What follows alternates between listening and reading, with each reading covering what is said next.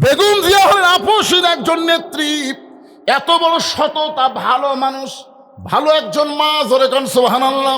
তিনি অসুস্থ অবস্থায় আছে, আমরা সবাই প্রাণ খুলে দোয়া করব আল্লাহ যেন তাকে পুরাপুরি সুস্থতা দান করে। জোরে কান আমিন। জোরে বলে আল্লাহুম্মা আমিন।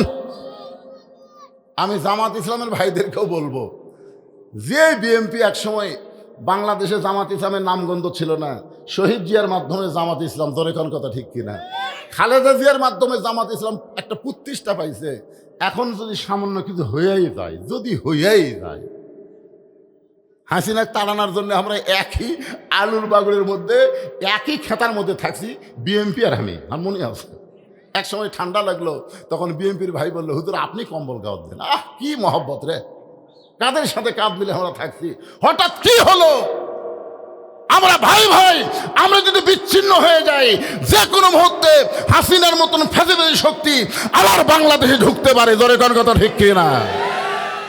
এই জন্য আমাদের মধ্যে কোনো মতভেদ আমরা চাই না। হতে পারে সামান্য কিছু, আমরা মিলেমিশে ওই ফ্যাসিবাদকে, যে অন্যায় করেনি, বিনা অপরাধে এতিমদের সম্পদ মারার কথা বলে জেলখানার মধ্যে রাখছে, বিদেশে চিকিৎসা পর্যন্ত করতে দেয়নি। জোরে কোন কথা ঠিক কিনা? হ্যাঁ, একজন নারী একজনকে ঠিক মতো দেখতে পারে না, তাই বলে আপনারা খাদিজা ফাতেমার কাছে এইটা নিয়ে যায়েন না।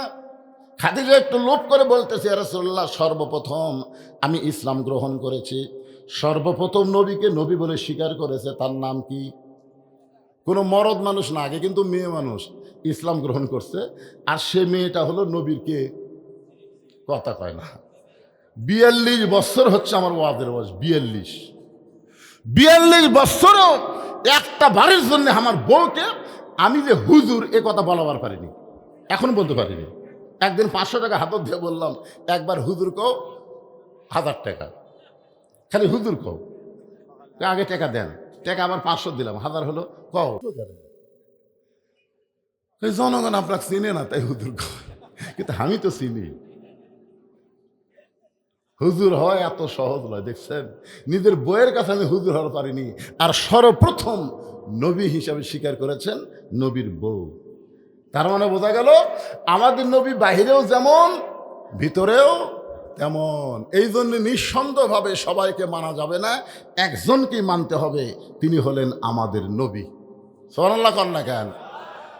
আল্লাহ বলেন, হে রাসূল আপনি বলেন, কুল ইন কুনতুম তুহিব্বুনাল্লাহ ফাত্তাবিউনি ইউহিব্বুকুমুল্লাহ ওয়া ইয়াগফির লাকুম যুনুবাকুম আল্লাহু গফুরুর রহিম। আল্লাহু আকবার।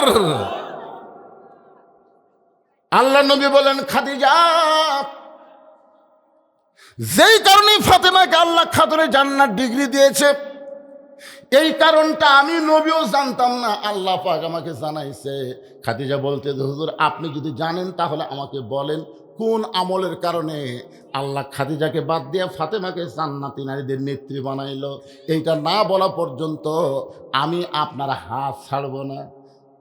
মা খাদিজা নবীর হাতটা চাইবা ধরে যখন বুকের মধ্যে নেয়, এমন সময় আল্লাহ নবী বলে, খাদিজা মাত্র 2টা কারণ। জোরে বলেন, কয় কারণ? কোন 2 কারণে ফাতেমাকে আল্লাহ খাতুনে জান্নাত ডিগ্রি দিল? আমরা সমস্ত পুরুষ মানুষের জন্য শোনা দরকার আছে না নাই? কি জন্য শোনা লাগবে?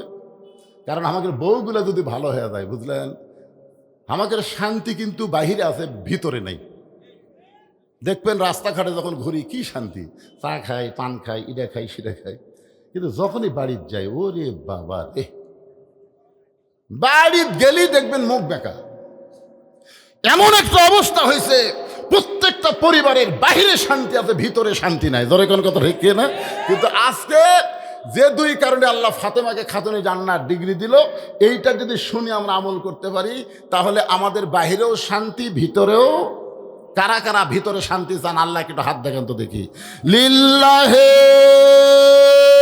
তাকবীর। হাত নামান। আমি অবশ্যই এই 2টা কথা আপনাদেরকে বলবো, কিন্তু আমার ওয়াজের বয়সে এই দীর্ঘ টাইম প্রধান অতিথি এসে স্টেজে বসে থাকা, আমার ওয়াজের মধ্যে একটু বিব্রত বোধ হয়, বুঝতেছেন না?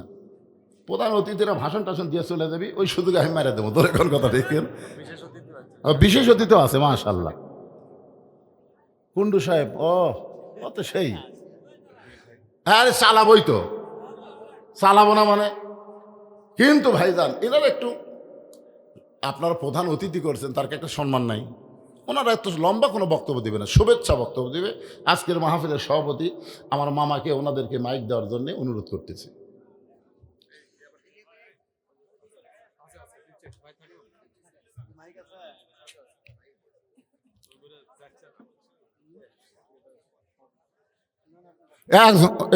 টান দিছে রে।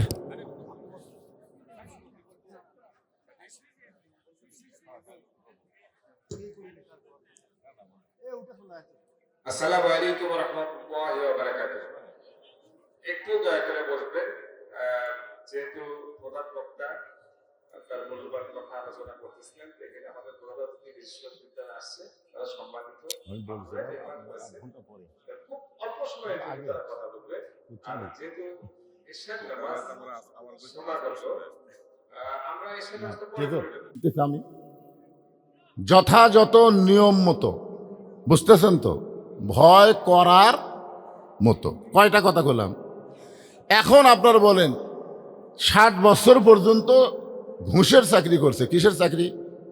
তো চাকরি যখন রিটায়ার হয়ে গেছে তখন ভয়ে কানতেছে আর বলতেছে, আল্লাহ আমি আর জীবনেও ঘুষ খাবো না।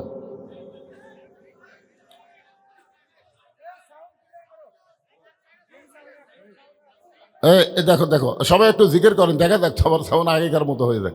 লা ইলাহা ইল্লাল্লাহ, লা ইলাহা ইল্লাল্লাহ, লা ইলাহা, শোনা যাচ্ছে?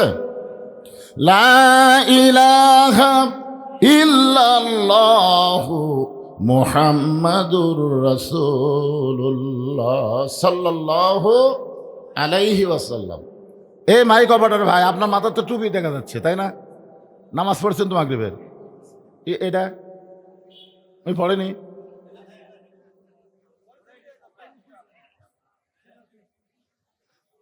এই যারা মিডিয়া চালায় আর যারা মাইক চালায়, এরা খালি ফাঁকি মারবার চাই। তা আল্লাহ তোরকে আজকে তোমার মাইক যদি ভালো না চলে, আগামীকাল থেকে আর চলবি? যে বহুদিন পরে বজলুসি শেরপুর আইছে, হাজার হাজার মানুষ আসতেছে, আর এটা মাইক চলতেছে না, তাহলে কি হবে? ব্যবসা মাটি। এই জন্য মাইক সাইজ করো, সবাই যেন শুনবার পায়। এখনো আসা শেষ হয় নাই, আরও আসবে, তোর এখন ঠিক কিনা? এই জন্য আমি যে আয়াতে কারিমা তেলাওয়াত করেছি এর উপরই আলোচনা। এখন বলেন 60 বছর পর্যন্ত ঘুষের চাকরি করছে, তখন ভয় করেনি। যেই চাকরি রিটায়ার হয়ে গেছে তখন ভয়ে কাঁদতেছে আল্লাহর কাছে, আল্লাহ আমি আর জীবনে ঘুষ খাবো না। আপনার বলেন তো এই ভয় কি আল্লাহর কাছে কবুল হবে? কেন হবে না? কারণ এর ঘুষ খাওয়ার আর কোনো বুদ্ধিই নেই, মানে চাকরিই নেই। যতদিন ঘুষের চাকরি ছিল ততদিন ভয় করে নাই, সারা জীবন শয়তানি করছে, আর বুড়া বয়সে সিয়ার লিয়া মসজিদে গেছে। এরকম কিছু মুসল্লি নতুন পাওয়া যাচ্ছে কি যাচ্ছে না? সারা জীবন নামাজ পড়েনি, বুড়া বয়সে চামড়া হচ্ছে ঢিল, আল্লাহর সাথে দিছে মিল। এখন কি করবে? ঠিক মতো রুকু সেজদা করবার পারে না, এখন সিয়ার লিয়ে গেছে। ধর এখন কি লিয়ে গেছে? আপনারা বলেন তো, বাড়িতে নামাজ পড়লে 1 গুণ সওয়াব হবে, আর মসজিদে নামাজ পড়লে 27 গুণ। ধরে বলেন কয় গুণ? আচ্ছা 27 গুণ কখন হবে? একলা একলা পড়লে না জামাতের সাথে বললে? তাহলে জামাতের সঙ্গে যখন নামাজ পড়বার যাবেন তখন জামাতের কিছু নিয়ম আছে না নাই? 1 নম্বর নিয়ম হলো কাতার সোজা করা লাগবে। ধরে কোন কি সোজা করা লাগবে? হ্যাঁকা উঁচা বেঁকা বেঁকা, এই বেঁকাটা তেড়ে করে যদি আপনারা নামাজ পড়েন তাহলে নামাজ হতে পারে, কিন্তু 27 গুণ জামাতের সওয়াব আপনারা পাবেন না। 27 গুণ সওয়াব নিতে গেলে জামাত কি করা লাগবে? কাতার সোজা করা লাগবে। এখন কাতার সোজা করার নিয়ম কি? পায়ের গোড়ালির সঙ্গে গোড়ালি মিল করা লাগবে। যেই ব্যক্তি চেয়ারে বসে নামাজ পড়তেছে, আপনার বলেন তো এর পায়ের গোড়ালি কুটি গেছে? তাহলে ওই যদি সামনে কাতারে থাকে, তাহলে সামনে কাতারের মুসল্লির 1 গুণ সওয়াব হবে, 27 গুণ হবে না, যতক্ষণ চেয়ারওয়ালাকে দ্বিতীয় কাতারে না দিবে। এখন দ্বিতীয় কাতারের লোকেরা যদি জামাতবদ্ধ নামাজ পড়তে চায়, আর তৃতীয় কাতারে দেওয়া লাগবে। তৃতীয় কাতার যদি জামাতবদ্ধ নামাজ পড়তে চায়, তাহলে চতুর্থ কাতারে দেওয়া লাগবে। চতুর্থ কাতারে যদি জামাত করে নামাজ পড়তে চায়, তাহলে সিয়ারক দেওয়া লাগবে পঞ্চম কাতারে।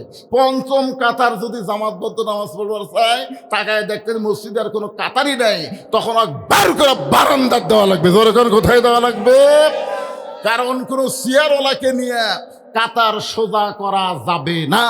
আপনি খুঁজলে দেখেন, এই লোকটা যৌবন বয়সে নামাজ পড়েনি, বুড়া বয়সে যারা আমরা সব বেশি পাবো তাদের ক্ষতি করতেছে। জোরে কর কথা ঠিক কিনা? এই জন্য আল্লাহ বলতেছেন হাক্কা তুকাতিহি, সবসময় ভয় তো হবে না। এই যুবক যারা এই যুবক বয়সে যদি তোমরা 5 ওয়াক্ত নামাজি হও, যুবক বয়সে তোমরা যদি ভালো হও, তোমরা জানো ভালো হওয়ার 1 নম্বর ওষুধের নাম হলো নামাজ। জোরে বলেন নাম কি? আল্লাহ কোরআনে বলেছেন ইন্নাস সালাতা তানহা আনিল ফাহশাই ওয়াল মুনকার, একমাত্র নামাজই পারে মানুষকে যাবতীয় বেহুদা এবং অশ্লীলতা খারাপি থেকে হেফাজত করতে। আজকে প্রত্যেকটা যুবকের হাতে একটা করে মোবাইল আছে না নাই? মোবাইলের মধ্যে অশ্লীলও আছে, শালীনও আছে। জোরে কোন ঠিক কিনা? যারা নামাজ 5 ওয়াক্ত পড়ে, এদের হাতে মোবাইল থাকলেও এরা অশ্লীল কিছু দেখবে না, কারণ দেখবার গেলেই তার ইমান বলবে আল্লাহ দেখতেছে, 2 কান্দের ফেরেশতা লিখতেছে। জোরে কোন কথা ঠিক কিনা? কিন্তু যেই বেটা নামাজ পড়ে না, ওই খালি জানলা দরজা বন্ধ করবি, ওই ঘরের দরজা বন্ধ করবি, কম্বলের মধ্যে এখন মোবাইল অশ্লীল ভিডিও চালু করে বলবে কেউ তো দেখতেছে না রে, কেউ তো দেখতেছে না। মানে নামাজ পড়ে না তো, বোঝেন না? যার কারণে ওর ভিতরে পুরাপুরি ভয় আসবে না। আল্লাহর ভয় যদি পুরাপুরি করতে চান, তাহলে বিশ্বাস করা লাগবে কে দেখতেছে। আর 2 কান্দে 2 ফেরেশতা বসে নাই। আপনি যখন অন্যায় করতেছেন, ফেরেশতা মনে হয় ঘুম পাড়তেছে। তোমার 2 কান্দে 2 মোহরি লিখিতেছেন ডায়েরি, দলিল দেখে রায় দিবে, টাকা পয়সার নাই কারবার।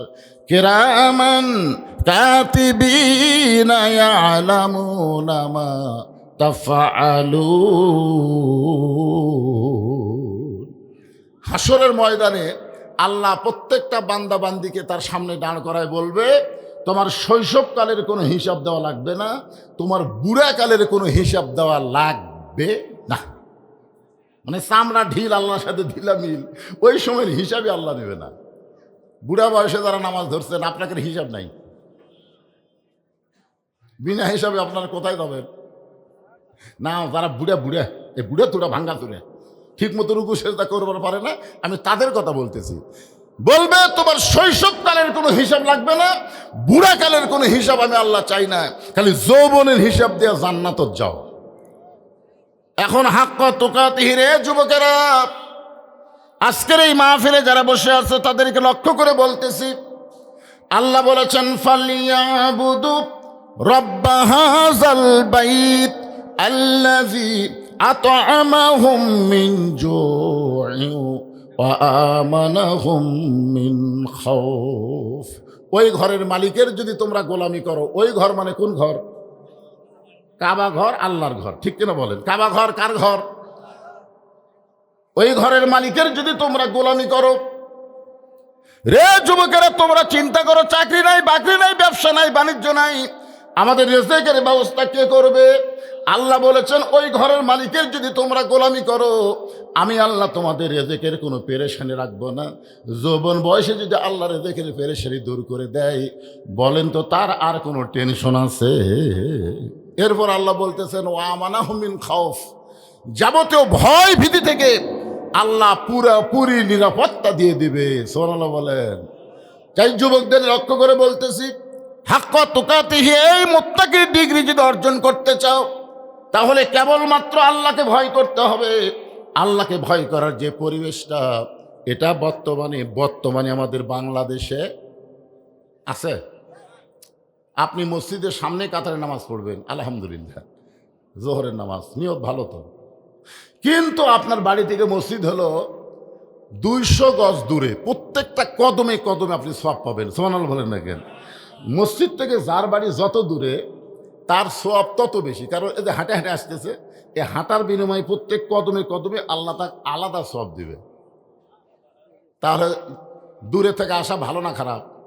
ভালো, কিন্তু সমস্যা হলো দুইটা বেপর্দা নারী ওই 200 গজের মধ্যে ঘুরতেছে।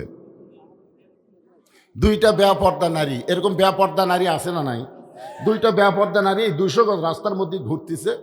আপনি দেখবার চাননি, কিন্তু হঠাৎ চোখত পড়ছে, দেখবার চায় না। অনেক মানুষ কিন্তু মোটরসাইকেল চালায়, চোখের মধ্যে মশা মাসি কোনোদিন ফালাবার চায়? যারা মোটরসাইকেল চালায় তারা কি চায় যে একটা মশা আসে আমার চোখত পড়ুক? চায় না তো। কিন্তু হঠাৎ যদি পড়া যায়, তাহলে আপনি কি করবেন? দেখো তো ভাই, আমার চোখের মধ্যে মশা পড়ছে, ভাই পোকা পড়ছে, তুলে দাও তো। তখন একজন নরম কাপড় দেয়, এটা তুলে দিবে। কিন্তু দুইটা বেপর্দা নারী যদি 2 চোখত পড়ে, আপনি যদি কাউকে বলেন ভাই অমুকের বউ আমার চোখত পড়ছে, একটু তুলে দাও তো, তখন বলবে দেখি তো ভাই, চোখ খুলে দেখবে, কে দেখা তো ভাই না, আমি তো দেখবার ভাই। মানে চোখত পড়া মাত্র এ জায়গাতে একটা মেমোরি আছে, লোড হয়ে গেছে। এখন এই লোকটা নাউজুবিল্লাহ সুবহানাল্লাহ আলহামদুলিল্লাহ পড়তে পড়তে মসজিদের সামনে কাতারে গিয়া নিয়ত করছে, ইলা জিহাতিল কাবাতি শরীফাতে আল্লাহু আকবার। মুখ আছে কাবার দিকে, চোখ আছে সেজদার দিকে, আর মন বলতেছে রাস্তাত কি দেখলাম রে। এখন আপনারা বলেন, মসজিদ থেকে বাড়ি, বাড়ি থেকে মসজিদ পর্যন্ত যে রাস্তাটা আছে, এই রাস্তা যদি আপনি নিরাপদ রাস্তা করতে চান, নিরাপদ রাস্তা করতে গেলে আল্লাহর কোরআনের আইন হলো অকরনা ফি বুয়ুতিকুন্না ওয়ালা তাবাররুজনা তাবাররুজাল জাহিলিয়াতিল উলা। আল্লাহু আকবার। আপনারা বলেন তো কোরআনী আইন আছে না নাই? আমার মা বোনেরা যারা পর্দার অন্তরালে বসে আছেন, আজকের মাহফিল কমিটি লক্ষ্য করেছে অনেক মেয়ের আসবে, আর মেয়েদের জন্য পর্দার ব্যবস্থা করা লাগবে। তারা পর্দার ব্যবস্থা কেন করছে? কেন করছে? এটা কিসের মাহফিল? এটা যদি গান বাজনা হতো, আপনার বলেন তো মেয়েদেরকে পর্দা করা লাগতো, এক সাইডে পুরুষ এক সাইডে নারী, ঠিক কিনা বলেন? কিন্তু যখনই শুনছে এটা কোরআনের মাহফিল, তখন মাহফিল কমিটি চিন্তা করতেছে না, মেয়েরা আসবে, তাদেরকে পর্দার মধ্যে রাখা লাগবে। শুধুমাত্র কোরআনের মাহফিলের কারণে মেয়েদের জন্য যদি পর্দার ব্যবস্থা হয়, আল্লাহর কোরআনের সমাজ চালু হলে বাংলার মুসলমান বুঝতে পারবে আসলে পর্দা কারে কয়। জোরে কোন কথা ঠিক না? শুধু মাহফিল করতেছেন তারই জন্যই পর্দার ব্যবস্থা। তাহলে যেই কোরআনের আইন চালু হলে তখন মূলত পর্দাটা কি, এটা বাংলার মুসলমান বুঝতে পারবে। আমার মায়েরা যারা পর্দায় থাকতে চান না, আপনি পর্দায় থাকলে আপনার কতটুকু লাভ হবে, ছোট্ট একটা ঘটনার মাধ্যমে আপনাদেরকে আমি শোনাবার চাই। গভীর রাত্রে আল্লাহ নবীর ঘুম ভাঙে গেছে। ঘুম ভাঙার কারণ হলো খাদিজাতুল কুবরা। নবীর ডান হাতখানা বুকের মধ্যে নিয়ে ফোঁপায় ফোঁপায় কাঁদতেছে। রাসূল বলে, খাদিজা, দুনিয়ার সবাই ঘুম পাড়ে, আমিও ঘুম পাড়ি, অথচ তুমি আমার হাতটা বুকের মধ্যে নিয়ে এমন করে কেন কাঁদতেছ? খাদিজা বলে, ইয়া রাসূলুল্লাহ, আমার 64 বছর বয়স চলতেছে, যে কোনো সময় আমার মৃত্যু হবে। আল্লাহ রাসূল বললেন, আমার 49 চলতেছে। নবীর তখন কয় বছর? 49। তো আপনার মৃত্যু হবে, আমার হবে না? খাদিজা বলতেছে, মানুষের বয়স যখন একটু বেশি হয় তখন মানুষের মধ্যে মৃত্যুর চিন্তা একটু বেশি হয়। জোরে কোন ঠিক কিনা? কিন্তু আমরা বুড়ারা মরার এত চিন্তা করি, আমরা মরতেছি না ভাইরে। আমার আশেপাশে যত যুবক এরাই মরতেছে। আপনাকে এলাকার খবর কি? গ্রামের মধ্যে এত বুড়া থাকতে আজরাইল যুবক গিলে চলে যাচ্ছে, বুড়ার মরা হচ্ছে না। কিন্তু একটা যুবক আর একটা বৃদ্ধ, এই দুইটার মধ্যে কিন্তু যার বয়স বেশি তার কিন্তু মরার আবার চিন্তাও বেশি। তোর কোন কথা ঠিক কিনা? মানে আমাকে এত চিন্তা, একটা আয়নাতে দেখবেন, একটা আয়নাতে দেখবেন, এই আয়নায় বলে জিকের বুড়া তো না, চুল টুল সবই থাকিছে। আমি আগে এইরকম 1 মিনিটের মধ্যে, কমপক্ষে 1 মিনিটের মধ্যে 10-15টা সুঁয়ের মধ্যে সুতা লাগাবার পারতাম, এখানে এরকম ধরি আর ঢুকে দিই। এখন যদি সারাদিন আমাকে দেয়, হুজুর আপনি সারাদিন টাইম দিলাম, একটা সুঁয়ের পাশার মধ্যে সুতা ঢোকা লাগবে, আমার কান্দা ছাড়া বুদ্ধি নেই। আগে আমি দৌড়া দৌড়া যাচ্ছিলাম, এখন আমি হাঁটতে ঠিক মতো পারি না। তাহলে আমার সব কিছুই আমাকে বলে দিচ্ছে তোর আর সময় নাই। জোরে কথা কর না কেন ভাইজান? কিন্তু একটা যুবককে তো এই কথা বলে দিচ্ছে না, তার শরীরের গতি সব কিছুতেই তাকে ওই মরার কথা ওর মনেই আসতেছে না। এজন্যে আমরা যারা দাদা, আমরা যারা নানা, আমরা যারা বাপ, তাদের মৃত্যুর চিন্তা বেশি। কিন্তু নাতির চিন্তা নেই, ছেলের চিন্তা নেই, কিন্তু আজরাইল যে কখন কাক ধরবি এটা আমরা কেউ জানি। কি একটা মারাত্মক কথা একটা গানের মধ্যে শুনেছিলাম, কিন্তু যেদিন ডাক পড়িবে কবর মাঝে যাইতে, জোগাড় কিছু করছো বন্ধু তার মাঝে বিছাইতে। খাদিজা বলতেছে, রাসূলুল্লাহ, যে কোনো সময় আমার মৃত্যু হবে, আমার জন্য আপনার কাছে আল্লাহর পক্ষ থেকে কোনো সুসংবাদ আছে কি না? হুজুর, এই জন্য আমি কাঁদতেছি, আপনি যদি একটু বলেন আমার জন্য আল্লাহর পক্ষ থেকে আপনার কাছে কোনো সুসংবাদ আছে কিনা। আপনার বলেন তো খাদিজা কে? আর সেই মহিলা নবীকে বলতেছে যে আল্লাহর পক্ষ থেকে আমার জন্য আপনার কাছে কোনো সুসংবাদ আছে কিনা, কারণ সব কিছুর সংবাদ এই দুনিয়াতে যিনি আগে জানে তিনি হচ্ছেন আমাদের নবী। জোরে কোন কথা ঠিক কিনা? হ্যাঁ। আল্লাহ রাসূল বললেন, খাদিজা, এই দুনিয়াতে আমার সাহাবীদের মধ্যে আল্লাহ 10 জনকে জান্নাতের সার্টিফিকেট দান করেছে, তবে শুনে নাও খাদিজা, আমার সমস্ত সাহাবীরাই জান্নাতি। আল্লাহ রাসূলের যত সাহাবী আছে সমস্ত সাহাবীরা কি? রাদিয়াল্লাহু আনহুম ওয়া রাদু আন যালিকা লিমান খাশিয়া রাব্বা। যাদের নামের পিছনে রাদিয়াল্লাহু তাআলা আনহু আছে তাদের সকলকেই আল্লাহ বিনা হিসাবে জান্নাত দিয়ে দিবে। এই জন্যে সাহাবীদের কোনো ভুল ত্রুটি আমরা সাধারণ মানুষ কোনোদিন ধরবই না। ধরে কোন ঠিক কিনা? ধরলে সব শেষ। চিন্তা করে দেখেন, আল্লাহ রাসূল বললেন, খাদিজা, আমার সমস্ত সাহাবীরাই জান্নাতে যাবে, কিন্তু আল্লাহ 10 জনকে খোঁজখবরি দিয়েছে, জান্নাতের সার্টিফিকেট দান করেছে। খাদিজা বলতে, হুজুর, আমি আমার ব্যাপারে খোঁজখবর শুনতে চাই, আর আপনি সাহাবীর ব্যাপারে শুরু করলেন। আমি এই রাত জায়গায় কাঁদতেছি ওই সাহাবীদের কথা শোনার জন্য। আমার ব্যাপারে কোনো খোঁজখবর আছে কিনা? রাসূল বললেন, পুরুষের মধ্যে আল্লাহ 10 জনকে জান্নাতের সার্টিফিকেট দিয়েছে, আবার নারীদের মধ্যেও আল্লাহ 10 জনকে জান্নাতের সার্টিফিকেট দিয়েছে। সুবহানাল্লাহ বলে। খাদিজা চমকে উঠে বলতে, হুজুর, এ কথা তো আমি কোনোদিন শুনি নাই। বলে, শুনবার না চাইলে কেমনে শুনবেন?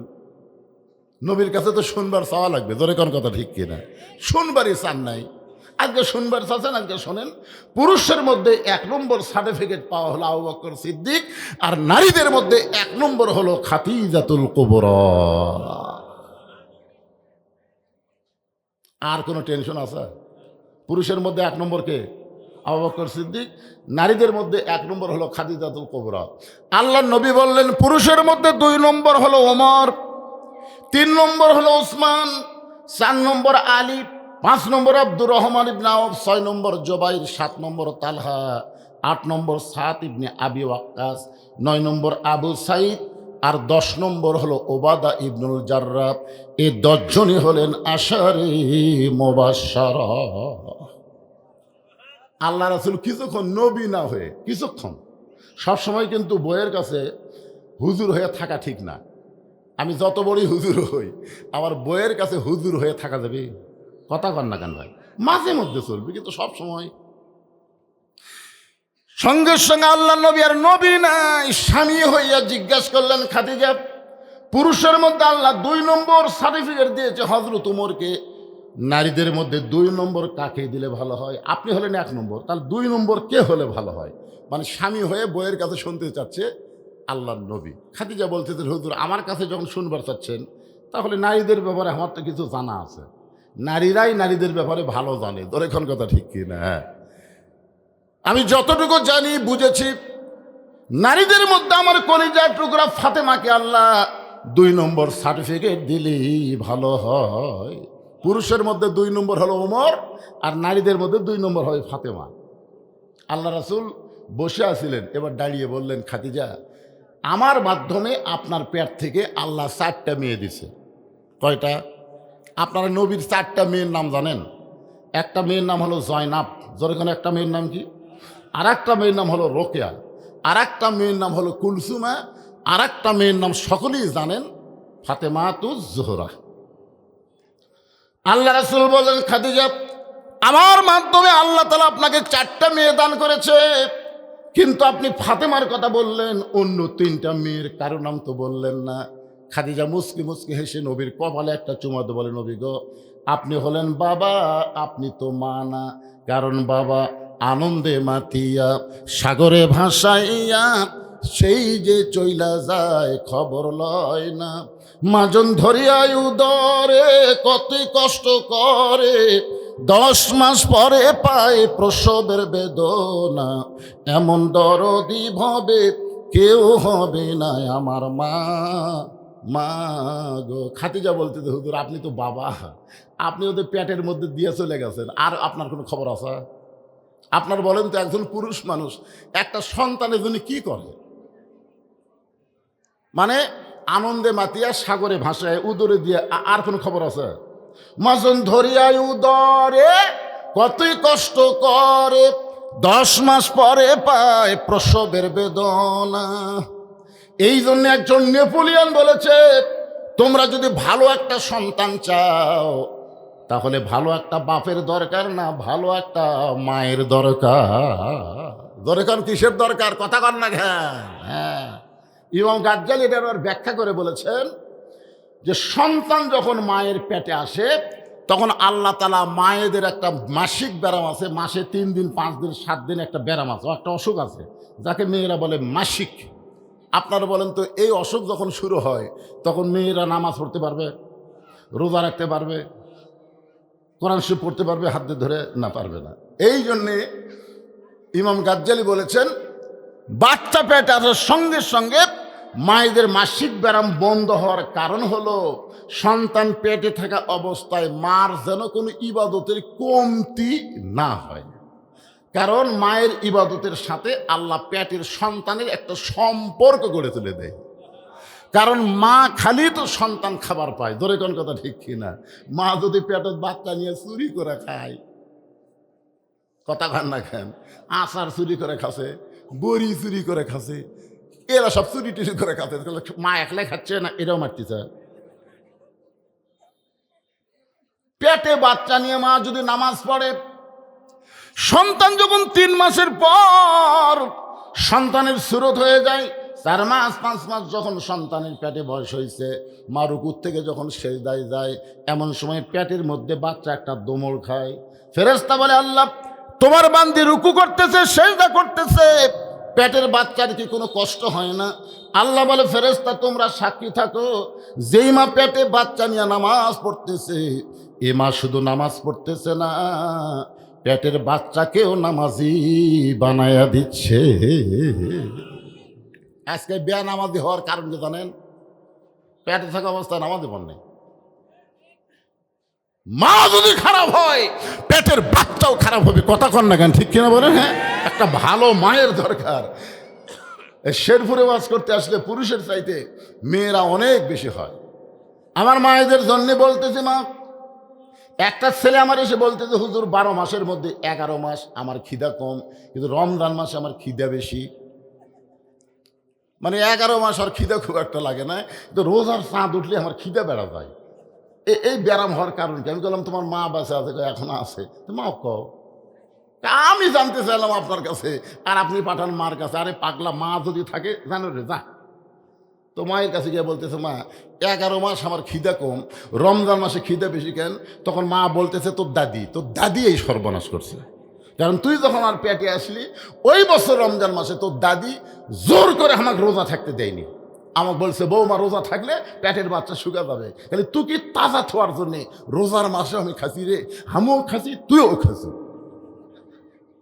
এই যে রমজান মাসে পেটের মধ্যে তোর খাওয়া শুরু হচ্ছে, তোর খিদে এত বেশি, রোজার চাঁদ উঠলে তুই আর রোজা থাকতে পারিস না। যেই সমস্ত ছেলেরা রোজা রাখতেছেন না, খেয়াল করে মায়ের কাছে বলবেন, কেমন আমার এরকম অবস্থা হলো।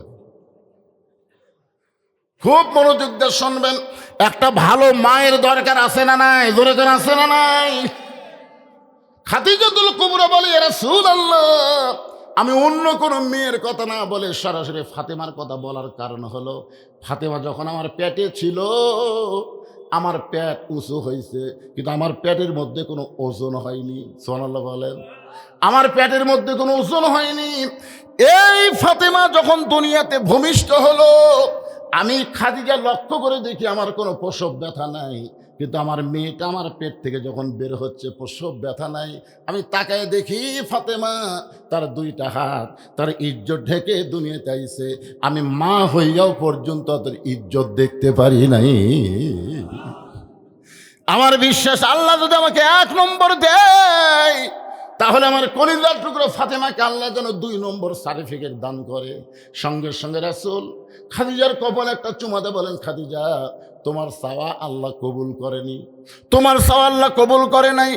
কারণ আল্লাহর বান্দি ফাতেমা তোমার কলিজার টুকরা, সে তো জান্নাতি নয়, সে তো জান্নাতি নয়।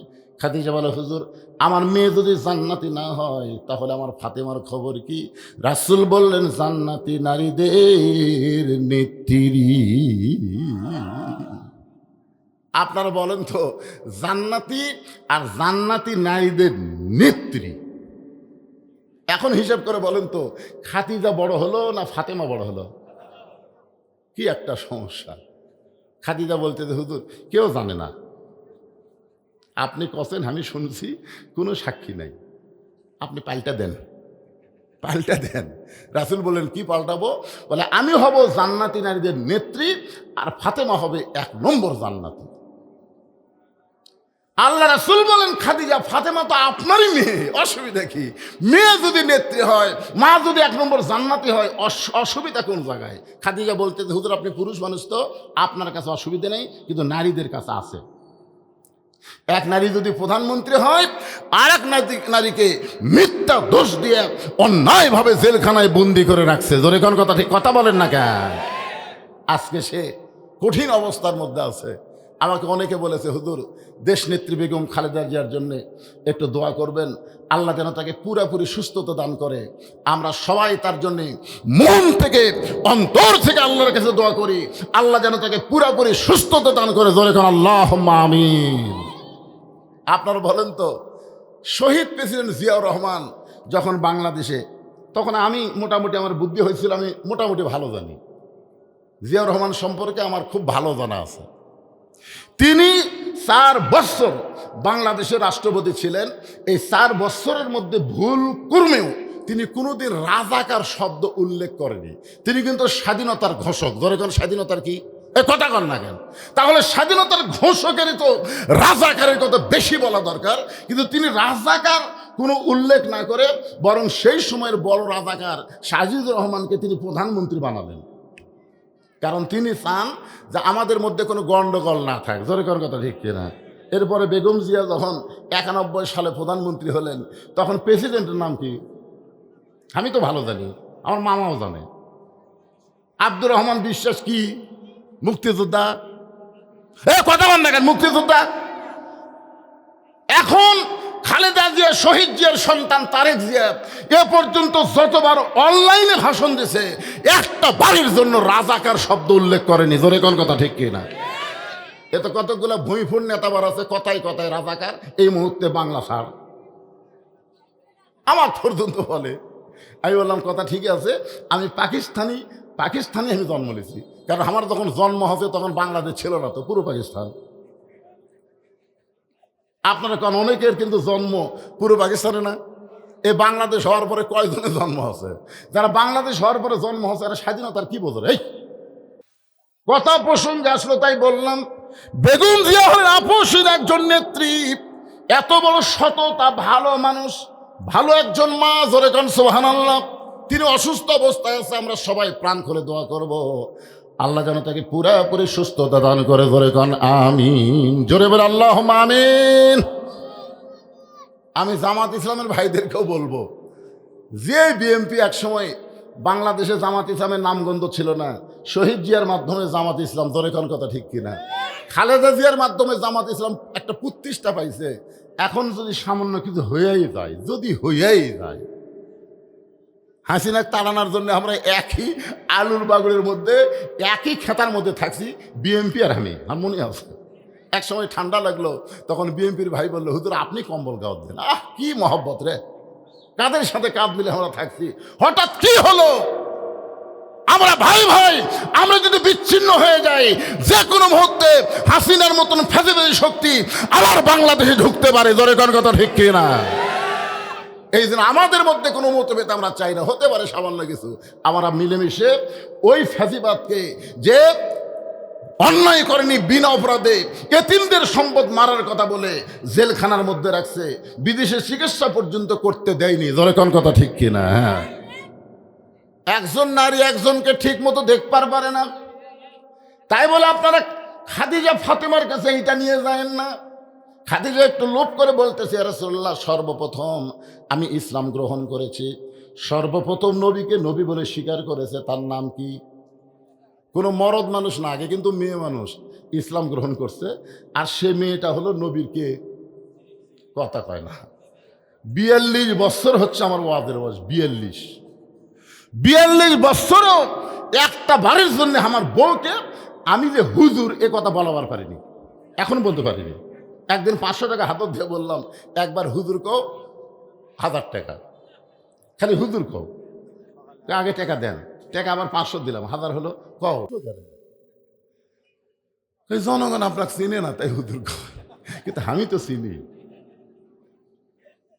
হুজুর হয় এত সহজ নয়, দেখছেন? নিজের বইয়ের কাছে আমি হুজুর হতে পারিনি, আর সর্বপ্রথম নবী হিসাবে স্বীকার করেছেন নবীর বউ।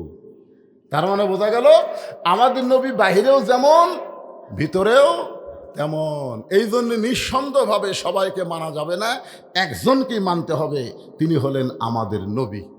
সুবহানাল্লাহ কন না কেন?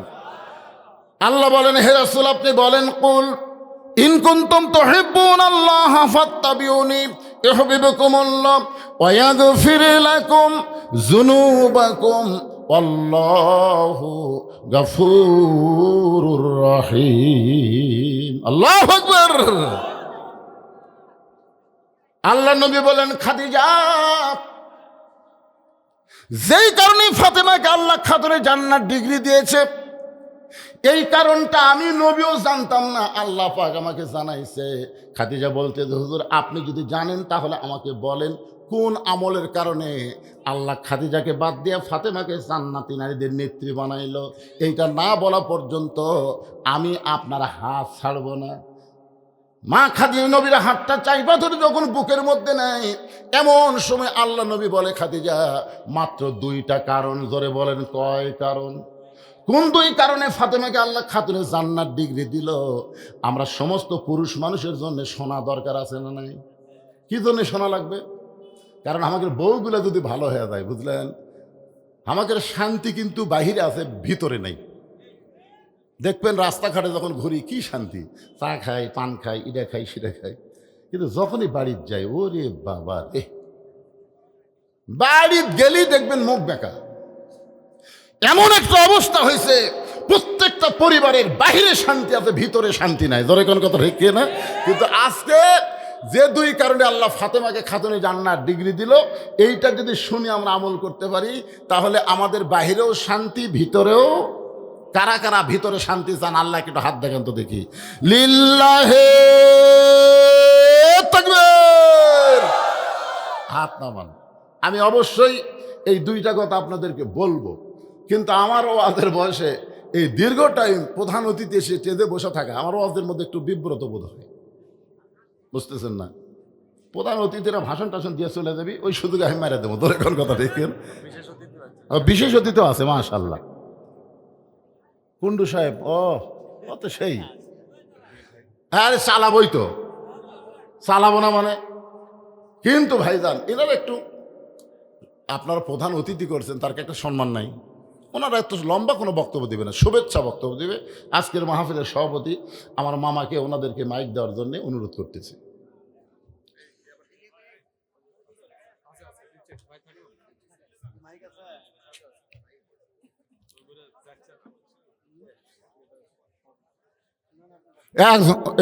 টান দিছে রে।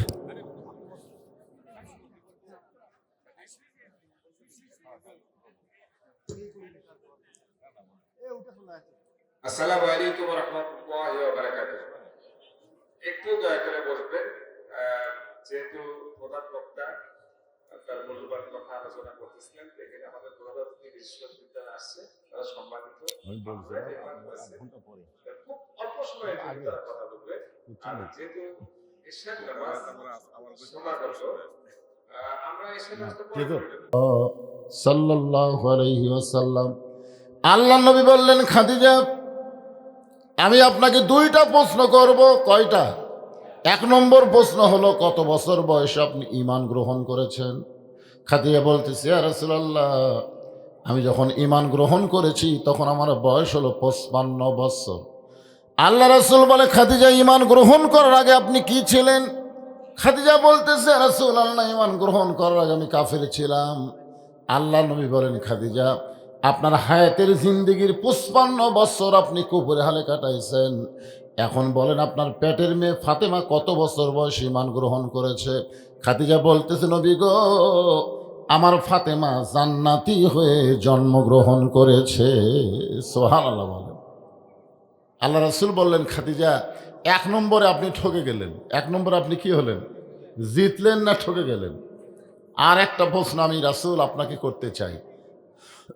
আল্লাহ নবী প্রশ্ন করবেন। আমার আলোচনার আয়াতের শেষ অংশ হচ্ছে, ওয়ালা তামুতুন্না ইল্লা ওয়া আনতুম মুসলিমুন, মুসলমান না হয়ে তোমরা কেউ মৃত্যুবরণ করো না। এ কথা কার? আল্লাহ।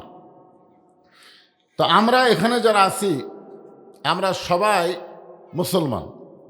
আমার স্বাধীন কুমার কুণ্ডু ভাই, উনি হয়তো মুসলমান না, কিন্তু ওনার মুখ থেকে যে সুন্দর কথা আমরা শুনলাম, উনি কিন্তু ওনার ধর্মের কিতাবের কথা একটা সেকেন্ডও কয়নি। জোরে কার কথা ঠিক কিনা?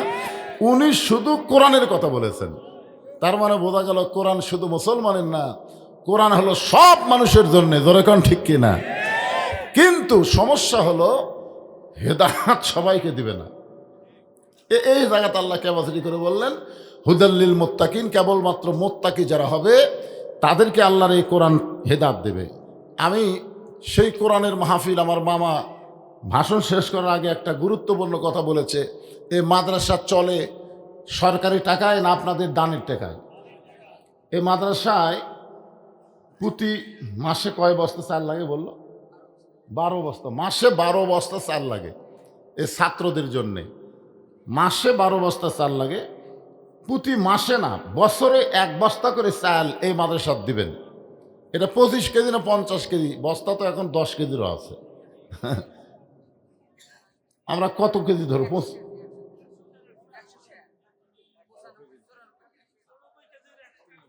আচ্ছা, 1 বস্তা সমান 94 কেজি, 100 শের। সর্বপ্রথম প্রতি বছরে 1 বস্তা চাল দিবেন, বছরে একবার দিলেই হবে। এরকম করে আল্লাহর বান্দা আছেন যে হুজুর এই মাদ্রাসায় আমি খুশি মনে 1টা বস্তা চাল দেব। কি নাম? লিল্লাহে তাকবীর। আব্দুল সালাম নবীর এতিমখানা মাদ্রাসায় বছরে 1 বস্তা চাল, ধরে বলেন মারহাবা। 2 নম্বর একজন আল্লাহর বান্দা বলেন যে হুজুর আমিও বছরে, সারা বছরে 1টা বস্তা চাল দিলে কি হবে? নিয়ত করেন, আপনি নিয়ত করেন সারা বছরে ডাক্তারের কাছে আপনার যাওয়া লাগবে না। সাদাকাতু তারুদ্দুল বালা, দান সদকা করলে বালা মুসিবত দূর হয়ে যাবে। ও অনেকে মিল মালিক আছে, তা আপনাদের ব্যবসার মধ্যে যেন আল্লাহ বরকত দেয়। এরকম আল্লাহর একজন বান্দা বলেন না হুজুর, মিল মালিকেরা কে ওয়াজ শুনবার আইছে? ধনী লোকেরা তো এরকম খেরত বসে ওয়াজ শোনে না, বোঝেন না? ওদের মশানে আলাদা। আর এখন ইউটিউবে ওয়াজ শোনে এরকম বসে, যেরকম আমার মিলন ভাই বললো, আমি আজকে প্রথম শুনলাম ওয়াজ শুনছে, বহু শুনছে, কিন্তু এইরকম সামনে বসে ওয়াজ শোনেনি। হ্যাঁ, ইউটিউবে তো সবাই শুনতেছে, ইউটিউবে শোনার মজা আলাদা, শুয়ে থেকে শোনা যায়, ঠিক কিনা বলেন? তো যারা ব্যবসায়ী, চালের ব্যবসায়ী, তারা কি এখানে আছেন? ভাই একটু হাত দেখান না কেন? আপনার ব্যবসার মধ্যে আল্লাহ বরকত দিয়ে দিবে। নবীর এতিম মাদ্রাসায় 1টা বস্তা, কি নাম? মাদ্রাসার সেক্রেটারি হিসাবে 1 বস্তা দিলে হবে? দেখছেন, 1 চালায় 2 বস্তা হয়ে গেছে। লিল্লাহে তাকবীর।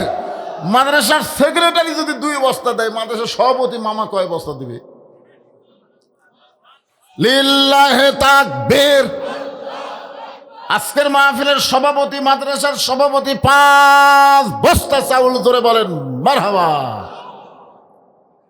আমি গতকাল দেখার মাহফিল করছি, মাদ্রাসার টাইলস লাগান লাগবে, বুঝলেন? তাই বললাম ভাই 1 গাড়ি বালি কে দিবে? তো একজন বলতেছে আমি 2 গাড়ি দেব। আমি বললাম আমি চাইলাম 1 গাড়ি, আপনি দিবেন 2 গাড়ি। বলে ভ্যান গাড়ি হুজুর। তো এখানে বস্তা মানে 100 শেরের বস্তা, সেটা কিন্তু মামা এটা খেয়াল করবে। হ্যাঁ, হ্যাঁ বলেন বলেন বলেন। মাশাল্লাহ, রিপন বাবা যে আমার এক বস্তা চাল ধরে বলেন মারহাবা। এই যারা দিবেন খন্দকার টোলা আল্লাহর ওলির মাদ্রাসা, সাহাব বন্দিগির নামে মাদ্রাসা, এই ওলির মাদ্রাসায় দিবেন না কোন জায়গা দিবেন? হাত তোলেন হাত তোলেন। আপনারাই ভালো চিনবেন। গোলাম রব্বানি কে ভাই দিবেন? মাশাল্লাহ, গোলাম রব্বানি ভাই আমার এক বস্তা চাল ধরে বলেন মারহাবা। বলেন আর একজন বলেন, বলেন আল্লাহর রাস্তায় বলেন। আর আমার মা বোনদের কাছে আপনারা বিশ্বস্ত লোক পাঠাবেন। আপনার যদি মেয়েরাই আদায় করে সমস্যা নেই, কিন্তু যদি মেয়েরা আদায় না করে তাহলে বিশ্বস্ত লোককে পাঠাবেন, সে যেন টাকা আদায় করে মাদ্রাসায় দেয়। মা বোনদের কাছে আদায় করা হবে, মা বোনেরা যাই যা পারবেন আল্লাহর রাস্তায় এই মাদ্রাসায় দান করবেন। এই মা বোনদের কাছে লোক পাঠাচ্ছেন? গেছে? হ্যাঁ, মায়েরা আল্লাহর রাস্তায় দান করবে। আপনাদের মধ্যেও মাদ্রাসার ছাত্ররা যাবে, রুমাল নিয়ে ব্যাগ নিয়ে, যিনি যা পারবেন আল্লাহর রাস্তায় দান করবেন। এ দুইটার মধ্যে একটা হয়ে গেছে, আর একটা আছে, আমি অবশ্যই বলবো ইনশাল্লাহ। দেন নগদ লিল্লাহে তাকবীর। মাদ্রাসার সেক্রেটারির বড় ছেলে নগদ 5,000 টাকা। 5,000 টাকা দিয়ে এক বস্তা হবে? মোটা হবে। মাদ্রাসার ছেলে আবার কি খাবে? গরিব গুরবার ছেলে মোটা কি হবে? হবে ইনশাল্লাহ। এক বস্তা চাল নগদ, জোরে কর মারহাবা। দিছে? অজ্ঞাত একজন নগদে 5,000 টাকা ধরে বলেন মারহাবা। আপনাদের মধ্যে এমন কোন আল্লাহর বান্দা আছে যে হুজুর আমার বাপ মা কবরে গেছে, বাপ মা রুহের মাগফিরাতে এই মাদ্রাসার ছাত্রকে একটা কোরআন শরীফ দিবার চাই, মাদ্রাসার এতিম বাচ্চাদের হাতে একটা কোরআন শরীফ দিবেন, এরকম কোন আল্লাহর বান্দা যদি থাকেন, আপনি 500 টাকা দিলে একটা কোরআন দানের সব আল্লাহ আপনার বাপ মার কবরে পৌঁছায় দিবে। এরকম কোন আল্লাহর বান্দা যদি থাকেন, হুজুর এই মাদ্রাসা একটা কোরআন শরীফ বাবদ 500 টাকা আমি দিবার চাই, নিয়ে আসেন কোরআন শরীফ বাবদ 500 টাকা। এরকম 100 জন আল্লাহর বান্দা যদি দেন, বুঝলেন মাদ্রাসায় প্রায় 70-75 জন ছাত্র আছে ভাই, সবার হাতে একটা করে কোরআন শরীফ দেওয়া দরকার। আসেন। ছোট ছোট বাচ্চাদের জাগিরের ব্যবস্থা, যদি কেউ জাগির নেন তাহলে নাম লেখায় দেবে, হুজুর এই মাদ্রাসার একটা এতিমকে আমার বাড়িতে লালন পালন করতে চাই। অজ্ঞাত একজন 1,000 টাকা নগদে করছে দান, আল্লাহ তার দান কবুল করেন। আল্লাহ নেক নিয়ত নেক আশা পড়া আল্লাহুম্মা আমিন। দেন দেন, চাদরের মধ্যে সবাই দেন। শাহজামাল বিডিআর সাহেব 1 বস্তা চাউল দান করবে, আল্লাহ তার দান কবুল করেন। আল্লাহ নেক নিয়ত নেক আশা পড়া আল্লাহুম্মা আমিন। কবুল। আপনারা ওঠা বসা শুরু করলেন কেন? হ্যাঁ, দান চাইলে উঠবেন আর ওয়াজ করলে বসবেন। এই দান করা হলো আখিরাতের প্রতি বিশ্বাস করা। কিন্তু যেদিন ডাক পড়িবে কবর মাঝে যাইতে, জোগাড় কিছু করছো বন্ধু তার মাঝে বিছাইতে। জি আচ্ছা আচ্ছা, ঠিক আছে। আপনার কিছু দিছেন তো ইনশাল্লাহ? আচ্ছা ঠিক আছে, দিবে দিবে, হয়ে যাবে ইনশাল্লাহ, কথা হয়ে গেছে। হ্যাঁ খোকা ভাই যা বলবে সেটাই করা হবে। খোকা ভাই আমাকে ইনশাল্লাহ, হ্যাঁ ইনশাল্লাহ দিবে। আল্লাহ নবী বললেন, খাদিজা আমার 2 নম্বর প্রশ্ন হলো, আপনার নাকের সাইজ কেমন, আপনার মুখের সাইজ কেমন, আপনার দাঁতের সাইজ কেমন, কোরআন শরীফ বাবদ 500 টাকা, এগুলো রাখেন।